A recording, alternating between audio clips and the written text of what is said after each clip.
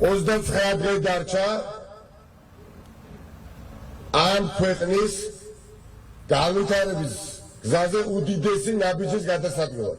ანუ გამარჯვებამდე 29 დღე დარჩა უტიფრობის დასრულებამდე, რომელიც დღენიადად როგორც ნიაღვარი მომდინარეობს ოლიგარქიული რეჟიმის მხრიდან. 29 დღე დარჩა, რომ შანსი გაუჩინოთ საქართველოს მოქალაქეს, რომ ამ ქვეყანაში სალამცოცხლები ვართ, ჩვენი შვილებისა და შვილიშვილებისთვის განვითარებული სახელმწიფოს საფუძვლები შევქმნათ. ჯერ და მერე დავაშენოთ ის, რაც ჩვენი წინაპრებისა და ატყუში თანამედროვე ქართველების სურვილი არის. და ეს ყველაფერი შესაძლებელი თუ არის, არამედ რეალობაა. უბრალოდ ამას სჭირდება ძალების მობილიზაცია, ჩემო მეგობრებო, ახლა ამას სჭირდება რწმენა იმისა, რომ ამ ქვეყანაში ამ ქვეყნის მომავალს განსაზღვრავს მხოლოდ ხალხი და ვერც ერთი მილიარდერი, რამდენი მილიარდიც მას არ უნდა გქონდეს, რამდენადაც აბუჩად არ უნდა იგდებდეს საქართველოს მოქალაქეს, რომელიც ღარიბდება იმის ფონზე, რომ იზრდება, აი ჩვენზე, ქართულ ხალხზე არის დამოკიდებული და მეტი არაფერზე. ჩვენს აქტივობაზე არის დამოკიდებული და მეტი არაფერზე.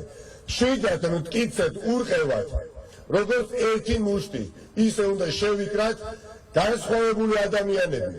ეხაც ამაში არაფერი ცუდი არ არის. აქაც დღეს ჩვენ განსხვავებული პოლიტიკური პარტიების წარმომადგენლები დგავართ, განსხვავებული ოპოზიციური პარტიების მაჟორიტარობის კანდიდატების წარდგენა იქნება აქ, მაგრამ გაერთიანებულები ვართ ერთი საერთო მიზნის გარშემო.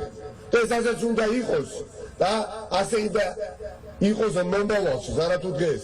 ჩვენ გვინდა ისეთი ქვეყანა შეიქმნას ჩვენი ხელებით, ჩვენი ცოდით და გამოცდილებით, სადაც მრავალფეროვანი გამოცდილების მქონე ქართველი და საქართველოს მოქალაქე შეძლებს თანაარსებობას და ერთად ქვეყნის მშენებლობას.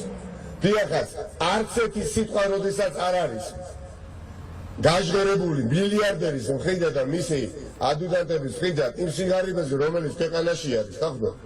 და 24 საათის განმავლობაში საუბრობს ბატონი ღარიბაშვილი, პრემიერ-მინისტრი და კობახიძე, ხო თუ როგორ უნდა გაანადგუროს ოპოზიცია, როდესაც დღის განმავლობაში 80-85 ადამიანი მათივე რბილად რო ვთქვათ, უნარობით ეკრიბდება, ჩვენი მეგობრები, ჩვენი ნათესავები, ჩვენი მეზობლები ღარიბდებიან.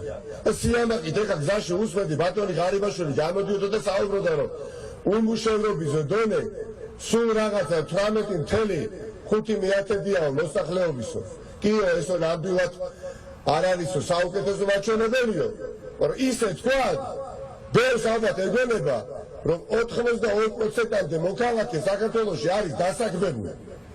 და სინამდვილეში რა ხდება? დასაქმებულთა ჩვენ ქვეყანაში 50%, აი ვისაც კი აქვს სამსახური და რომ გკითხოთ, მუშაობ თუ არა და გიპასუხებს, დიახ, მუშაობ. აი 50% ასე საქართველოს მოქალაქეს ხელფასი აქვს 500 ლარი და ქვევით. წარმოგიდგენიათ, ეს არსებობისთვისაც კი არ არის საკმარისი უკვე. იმიტომ რომ ფასები იზრდება და იზრდება დღიდან დღემდე და 50% ჩვენს გარშემო ვინც კი არის ქვეყანაში, ვინც მუშაობს, აქვს 500 ლარი ხელფასია ქვევით. და 16% დეკლარირებული რაც არის შემოსავლების სამსახურში, ძვირფასობრივი თემა საქართველოსი და ეს მოისმინოს. თვიური ხელფასი აქვს 100 ლარი, ისიც სეზონური სამუშაოებიდან გამომუშავებული. და მხოლოდ მოსახლეობის 0,56% არის იმ კატეგორიის ადამიანებით დაკომპლექტებული, თუ შეიძლება ასე ითქვას, ვისაც თვეში 5,000 ლარი და მეტი აქვს. ვიმეორებ 0,56%. დაახლოებით 10,000 ადამიანია. და ამ დროს შეწყავს მილიარდერი ადამიანი, რომელიც შეხარჯა და ამ ხალხის ხარჯზე დიდდება და დიდდება, რომელსაც 10 მილიარდი მისცეს, რომ კოვიდთან ბრძოლაში ეს თანხა გამოყენებული ყოფილიყო კოვიდთან წინააღმდეგ მიმართულ ბრძოლაში. ელემენტარულად თვეები დაჭიდათ, რომ პირბადე შეეკერათ და ვერ კერავდნენ, ვერანაირად ჰოსპიტალური სისტემა ვერ გამართეს და შედეგად მივიღეთ მოცემულობა, რომ ქვეყანაში არ გვაქვს ჟანგბადი, ხახო. ჟანგბადის მარაგი არ გვაქვს. 10 მილიარდი მიცეს. ელემენტარულად თუ კი რამე პრობლემა არ უნდა ქონოდა დღეს ქვეყანაში ჟანგბადის მარაგი მაინც უნდა ქონოდა და მოხმარებოდა სხვადასხვა საჭიროებებს. ეს პრობლემები ხახო როგორც ზუგდიდელებს, თბილისელებს, ასე ფოთელებსაც ეხება ხახო. თქვენს გარშემო რატო საუბრობ ამაზე? უამრავი ფოთელი არის გარდაცვლილი, ხო და უამრავი ფოთელი არის სამართლობაში ძირითად მდგომარეობაში. მინდა რომ ეს საკვები ფიქრისთვის თითოეულმა ფოთელმა მიიღოს, რომ დღეს ფოთელს სადაც თუ კი ვინმეს საქართველოში არ უნდა უჭირდეს, თუ კი ვინმეს არ უნდა ქონდეს მატერიალური პრობლემა, ეს არის ფოთი და ფოთელი. პირდაპირ გეუბნებით. შეიძლება თბილისში უჭირდეს თბილისელს, ზუგდიდში უჭირდეს ზუგდიდელს, ხობში ხობელს, ბათუმში ბათუმელს.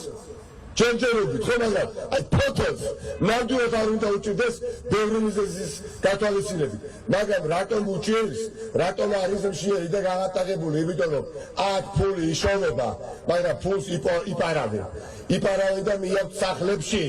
ამ ყველაფერს პასუხი უნდა გაეცეს და ყველაზე მთავარი კიდევ რაც ასევე უნდა გავითვალისწინოთ არის შემდეგი 2 ოქტომბრის შემდეგ ჩვენ არ ვიქნებით დასავლურ სივრცეში და ჯერ არ ვიქნებით არ ვიქნებით დასავლური სივრცეზე მიღმა რაც არ უნდა დაუშვათ და სიამაყე არის მე მაგალითად და თქვენ და ასეთობის საქართველოს მოქალაქეს გვეანაკება ხახდო რომ გვაქვს შანსი ჩვენი ხელებით, ჩვენი მოგონებით, ჩვენი სინამაცით, ჩვენი შემართებით ამ ქვეყნის განვითარების პროცესში მართლაც ერთი უდიდესი აგური დავდოთ. ოპოზიციიდან მოგებას აქვს ბრძოლის დიახაც ყველაზე დიდი პეცი ოპოზიციიდან როდესაც გებზვის მილიარდერი გებზვის მთელი შინაგანსაქმეთა სამინისტროს პოლიტიკურად დაკომპლექტებული რიგი განყოფილებები ზონდერები, კანონიერი ქურდები, აი მაშინ აქვს ამას ფასი და ქართველებს ეს შეგვიძლია ვართ უმრავლესობაში ისინი არიან უმცირესობაში აქვთ ბევრი ფული და გონიათ რომ არიან დომინანტები და ჩვენ დავანახოთ უნდა 2 ოქტომბერს რომ ეს ყველაფერი არის პირიქით და სიამაყით მოუყვეთ ჩვენ შვილებს და ჩვენ შვილიშვილებს რა ბრძოლაში მოუპოვეთ მათ გამარჯვება. დიდი მადლობა და წარმატება.